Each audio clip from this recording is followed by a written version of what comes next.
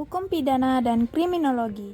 Baik, perkenalkan saya nih Kadek Dwi Awidia dari kelas 3D, Prodi Pendidikan Pancasila dan Kewarganegaraan. Pertama-tama, di sini saya akan menjelaskan bagaimana itu konsep dasar dari hukum pidana itu sendiri. Jadi, hukum pidana itu sendiri adalah hukum yang mengatur perbuatan apa yang dilarang dan memberikan hukuman bagi yang melanggarnya.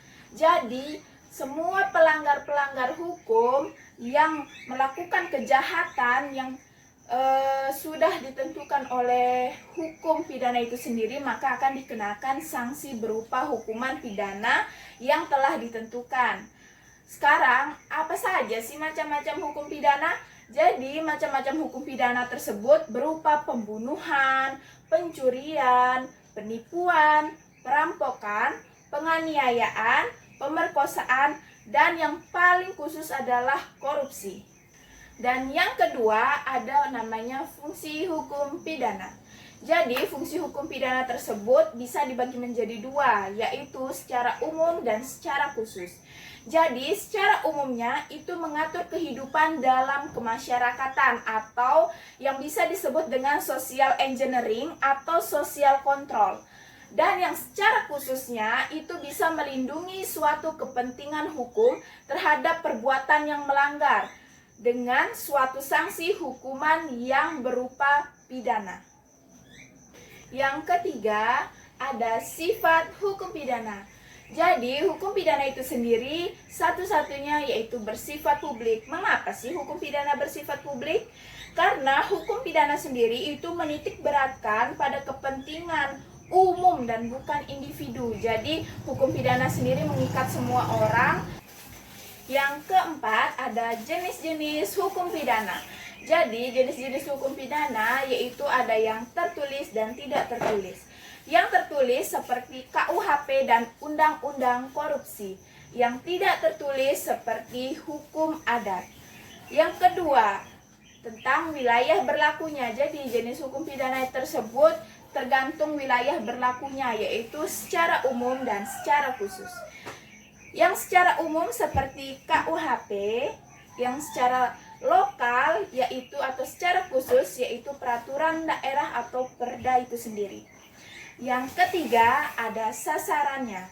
Jadi hukum pidana tersebut itu ada sasarannya yaitu subjek dan objek. Jadi yang subjek yaitu hak penguasa untuk mengancam pidana atau menjatuhkan pidana bagi pelanggarnya.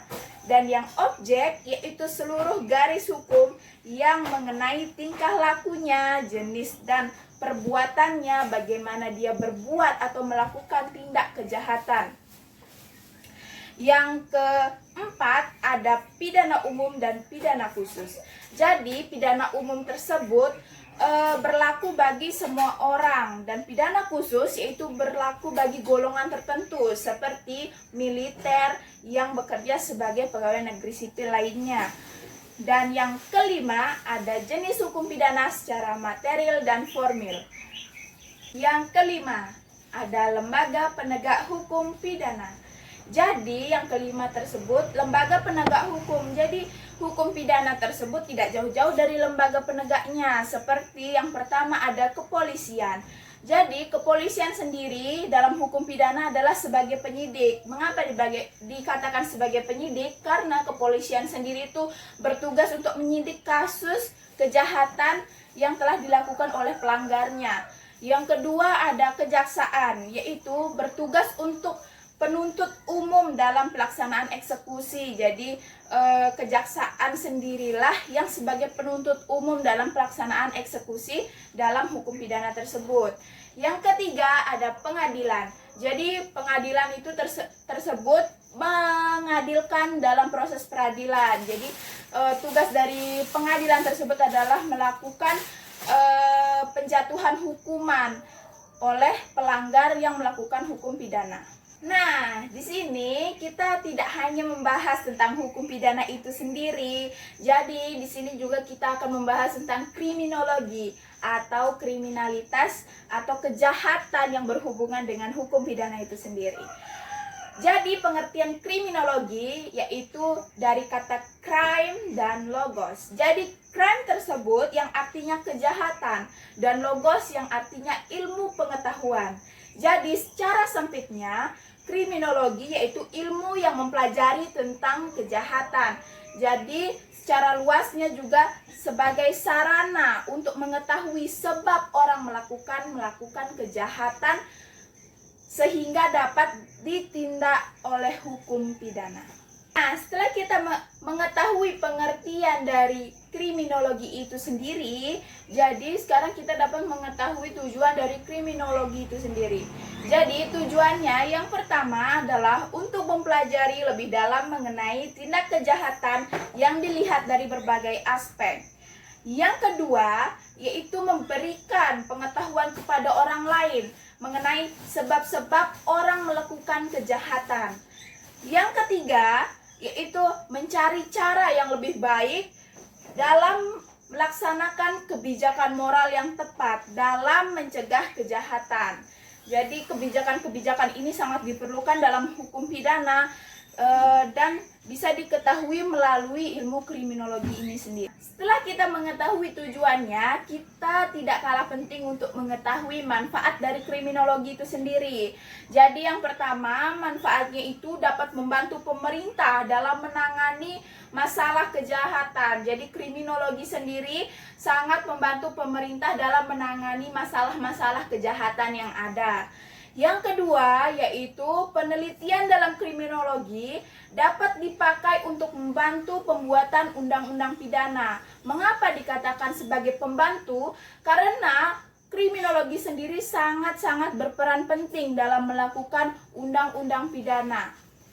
Yang ketiga, yaitu dalam mata kuliah itu sendiri, kriminologi menjadi ilmu bantu dalam membahas masalah-masalah manusia yang hidup dalam suatu lingkungan masyarakat, dalam hubungannya dengan manusia yang lain, yang mengadakan interaksi yang bertentangan dengan aturan hukum yang berlaku.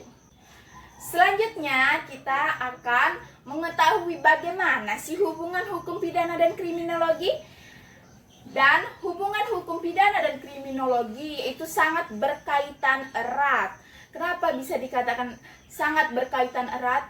Kita mengetahui sebab kejahatan dan bisa menghukumnya, yaitu dengan bantuan kriminologi. Dan sebagai hukumannya, yaitu kita dapat menggunakan hukum pidana itu sendiri untuk menentukan hukuman yang berlaku bagi pelanggarnya. Hubungan hukum pidana dan kriminologi yang pertama, yaitu kriminologi ini berusaha untuk memperoleh pengetahuan bagaimana sih si pelanggar sampai melakukan kejahatan, dan hukum pidana itu sendiri berusaha untuk menghubungkan perbuatan jahat dengan hasil pembuktian yang sudah dilakukan oleh kriminologi. Yang kedua, yaitu kriminologi memberikan kontribusi yang sangat-sangat besar dalam menentukan ruang lingkup kejahatan atau perilaku yang dapat dihukum. Selanjutnya, kita akan membahas tentang pengertian asas hukum itu sendiri. Jadi, asas itu pengertiannya ada dua. Yang pertama, yaitu dasar, alas, atau pondasi. Yang kedua, yaitu suatu kebenaran yang menjadi pokok dasar atau tumpuan berpikir atau berpendapat. Jadi asas hukum sendiri secara umumnya yaitu dasar-dasar umum yang terkandung dalam peraturan-peraturan hukum, yang dimana dasar-dasar umum tersebut merupakan sesuatu yang mengandung nilai etis. Selanjutnya kita akan membahas macam-macam asas hukum. Yang pertama itu ada asas legalitas, yang dimana tidak ada perbuatan yang dilarang dan diancam dengan hukum pidana jika tidak diatur terlebih dahulu dalam perundang-undangan. Contohnya adalah pasal 1 ayat 1 dalam KUHP yang berbunyi tiada suatu perbuatan boleh dihukum melainkan atas kekuatan pidana dalam undang-undang yang ada terdahulu daripada perbuatan itu. Yang kedua, ada asas larangan berlaku surut. Apa sih asas larangan berlaku surut? Jadi asas larangan berlaku surut yaitu terkait dengan asas legalitas. Jadi masih berhubungan dengan asas legalitas itu sendiri, bahwa seseorang dapat dihukum hanya atas suatu perbuatan yang sebelumnya telah diatur dalam perundang-undangan. Jadi artinya bila seseorang melakukan suatu tindak pidana yang baru di kemudian hari terhadap tindakan yang serupa diancam dengan pidana, maka pelaku tidak dapat dipidana atas ketentuan yang baru itu. Yang ketiga ada asas larangan menggunakan analogi. Apa sih yang dimaksud dengan asas larangan menggunakan analogi? Jadi maksud dari asas ini adalah agar hukum pidana tidak mudah digunakan untuk pihak tertentu saja atau khususnya penguasa. Yang keempat yaitu asas ketentuan yang menguntungkan bagi tersangka. Apa sih yang dimaksud dengan asas ini? Jadi asas ini berlaku jika seseorang dituduh melakukan suatu perbuatan yang melanggar suatu kaidah undang-undang yang sedang berlaku, tetapi dalam proses hukum muncul undang-undang baru yang lebih berat atau ringan bagi yang bersalah. Nah, jadinya penegak hukum haruslah memberikan ketentuan yang paling menguntungkan. Yang kelima yaitu namanya asas personalitas atau nasionalitas pasif. Dalam asas ini yang ingin dilindungi ialah warga negara dimanapun ia berada. Karena jika ia melakukan sesuatu tindak pidana di luar wilayah aslinya, maka secara filosofis adalah tidak adil jika ia diadukan dengan hukum pidana negara tempat ia berada.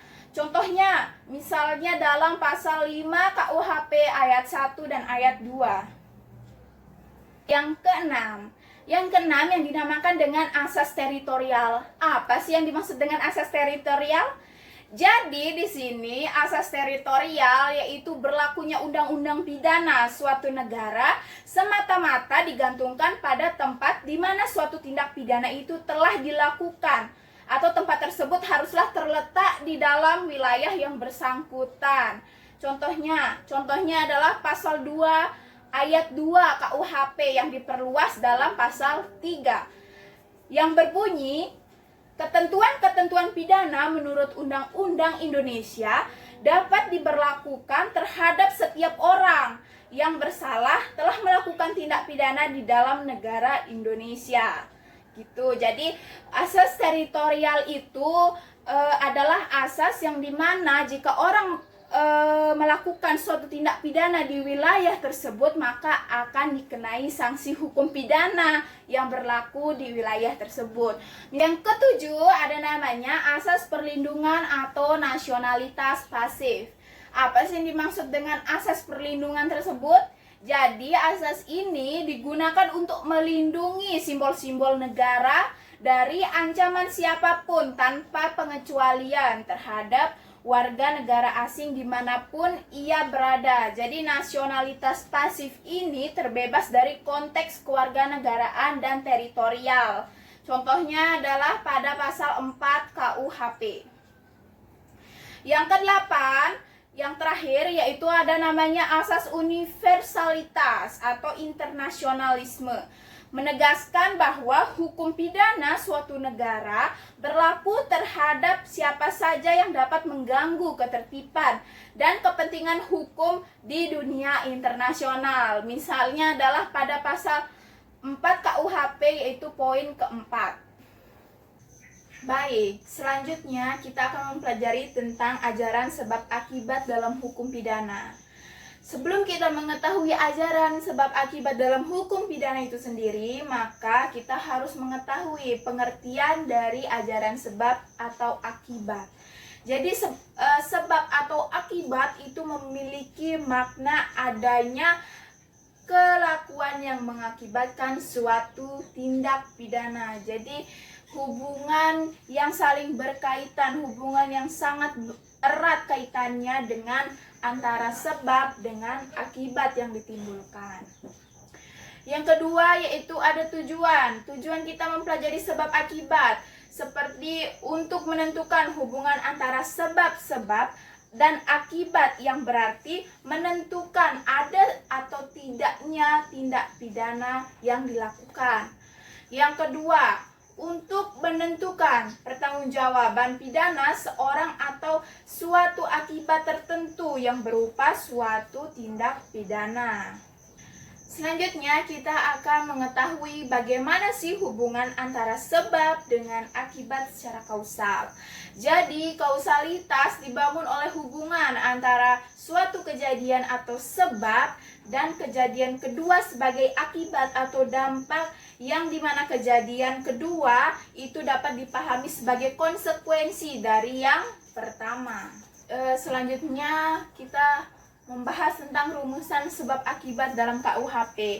Di sini perumusan dengan menyebutkan penyebab secara limitatif, tetapi dibuka kemungkinan juga penyebab lain yang menimbulkan akibat yang dilarang. Misalnya contohnya dalam pasal 365 RKUHP tentang pengrusakan bangunan listrik. Jadi yang mengakibatkan fungsi bangunan tersebut terganggu. Jadi pasal ini menyebutkan beberapa peraturan yang mengakibatkan bangunan tersebut rusak, namun memberikan peluang juga perbuatan lain yang tidak dilingkupi oleh pasal tersebut. Selanjutnya kita akan mengetahui bagaimana sih implementasi dari ajaran sebab akibat ini. Jadi implementasinya tersebut lebih serasi ya jika selalu disesuaikan dengan perkembangan hukum yang hidup dalam masyarakat. Artinya secara kausalitas sendiri diadakan keseimbangan antara kesadaran hukum, perorangan atau kelompok masyarakat tertentu dengan masyarakat pada umumnya.